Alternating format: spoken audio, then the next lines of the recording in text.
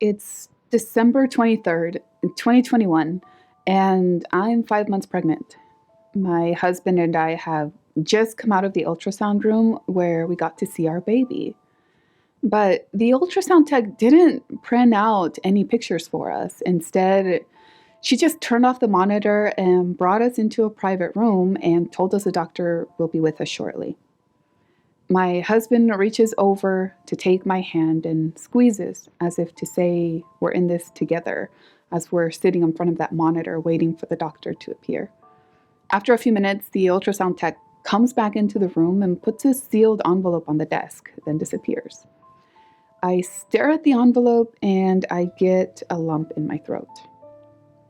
The doctor finally appears on the screen. He's an older man, very grandfatherly, somewhat reassuring.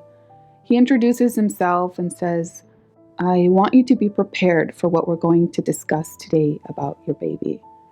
There are a lot of problems. The only thing I can do is clench my teeth and steel myself for what's coming next." He gives us a list of things that are wrong with our baby, with the biggest issue being that the heart hadn't formed properly due to a suspected genetic condition. This condition gives our baby a 5% chance of surviving to full term, and most babies with the condition die before or during birth. My husband and I leave that doctor's office and we step into a completely different world and a completely different reality than the one we'd come in from just 2 hours earlier. In the car, on our way home, I'm sitting in the passenger seat holding the envelope, and I'm also holding back tears, trying to maintain some sort of control. My mind is reeling from all the information I've just heard. I am terrified to open the envelope because once I find out the gender of my baby, I will be able to visualize the future that will no longer be. I had imagined my daughter, Sophia, who was 2 at the time, and this baby growing up together. I imagined the whispers and giggles at bedtime, the playing, the fighting, their love, and forever friendship. I imagined us as a complete family with a warm and loving home where the children would feel loved, accepted, like they belonged, something I didn't have growing up. When I was 8 or so, I started having a recurring nightmare. I would be in a desert in the middle of the night. My feet are planted, they are glued to the floor, and my heart is pounding. In the dream, the sound is only my heartbeat pounding. There is no other sound. And there's something coming toward me. From a distance, I can see something tiny, and it's making its way toward me. I can hear my heart pounding and louder, and it gets louder as this thing is rolling toward me so slowly. But then it's finally close enough that I can see that it is a dry, barren tumbleweed. I'd wake up in tears and drenched in sweat right when it is just inches away from consuming me. The dream was a representation of the feelings I was too young to put into words. I felt scared, unstable, and deserted. My parents now, they provided all the material needs for my siblings and me. But my father's alcoholism, the ensuing violence, and the emotional neglect from both parents as they dealt with their adult problems rooted in me this belief that I was a burden, in the way and unloved. But now, almost 3 decades later, I thought I had overcome all that. It was so long ago that I thought I'd healed from the past and was moving forward. But I was about to find out that that was not the case. So there I am in the passenger seat, holding that envelope like it's this precious jewel. I tear the side open, take out the sticky note, and read the words, "It's a girl." I get a glimpse of that future that could have been, And then it shatters right in front of me. And the tears I've been holding back, they pour out of me. I don't remember the rest of the day. I don't remember what happened. I don't recall. But the following morning, I walk downstairs into the living room and worship music is playing. Music is my husband's way of coping. But I get angry. I am actually surprised by how much rage I feel and how despondent I am. If I were to have admitted it to myself at the time, that anger was just heartbreak in disguise. It was the feeling that another father had failed me. And it was as if every fear and doubt and every false belief I had been suppressing for years was bubbling to the surface, refusing to be hidden any longer. The days pass, Christmas comes and goes, the new year arrives, by which time the diagnosis is confirmed. My emotions are a roller coaster, and I'm feeling really hopeless and scared and angry. But I want to be a good mom to both of my daughters. So I force myself to stop focusing on myself and instead focus on my daughter, Olivia, the one most impacted by this terrible diagnosis and prognosis. It's in this process that I come to a crossroad and I am faced with a choice. I can trust God or I can allow myself to spiral into despair and hopelessness. I choose to trust God. I choose to believe that He can bring something good out of all of this. In fact, I cling to Romans 8:28 for dear life. It's the only promise I have the faith and strength to cling to, that God will cause all things, even this, to work for good. The months pass, and that choice to trust or spiral is ever present. As I wrestle with all of these unresolved feelings, I go up and down the spectrum between faith and unbelief, and I'm trying to be brave for my daughter. I am trying. I'm constantly fighting against myself because inside, I feel like a scared little girl, like I'm standing on a thin sheet of ice that could crack at any moment and send me plunging into bitter depths. I'm faced with the realization that I could live the rest of my life with this tension, without resolution to the doubts and the fears. This makes me feel so ashamed because I couldn't understand how, as a grown woman in her late 30s and having been a Christian for 15 years, I still carried these childhood issues. My head believed what I learned about God. I believed God was loving because it's what the Bible says.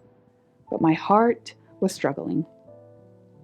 Well, the time comes for Olivia to be born, and I'm terrified. I feel this heavy sense of impending loss. My heart is so heavy with love and sorrow and the impossible plea for this all to be just a dream. I want to be on the other side of all this, but I know that there is no other way to the other side but through. I'm standing at the hospital check-in station. The lady's typing away, entering and confirming my information. And it's as I'm standing there, waiting, that I get the urge to run. I want to run, escape, because I know that the moment I'm checked in and that bracelet is on my wrist, it's the beginning of the end. I want to wake up and breathe that sigh of relief, knowing it was all just a nightmare. I want to wake up and smile big, knowing my family is safe. I'll wake up and it will be 4 months ago, and the diagnosis never happened. It was just a horribly realistic dream. But it isn't a dream. And I don't wake up. But I also don't run. And my daughter is born the following afternoon. She survives birth. She's breathing on her own. Her heart is weak, but it is beating. I had braced myself for her to die, but I wasn't prepared for her to live because the odds of her survival were so low. But 3 days later, I get the gift of being able to take her home. She goes home on hospice care, but she goes home.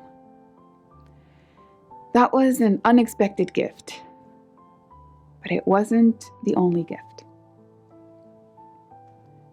About 2 weeks after her birth, I'm up with her in the middle of the night. I just finished feeding her, and now I'm just holding her and looking down at her as my heart breaks for this tiny, vulnerable child that I love with everything in me. I'm pleading with God in my mind, and tears are rolling down my face. I ask him what I thought was a rhetorical question. I ask, why did you send her like this? Why is her little body so broken?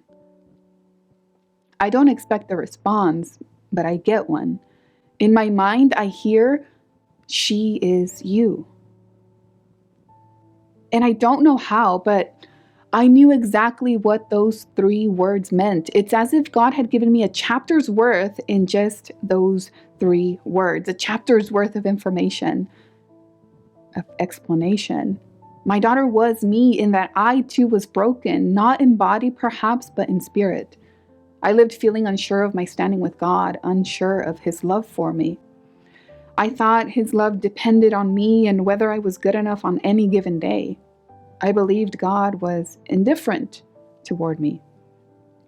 And when I was told my daughter would die, it felt like confirmation of that indifference.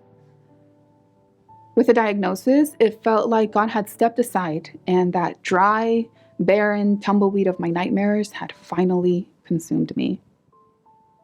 But it dawns on me as I'm looking down at my daughter after hearing those words that God was not at all indifferent.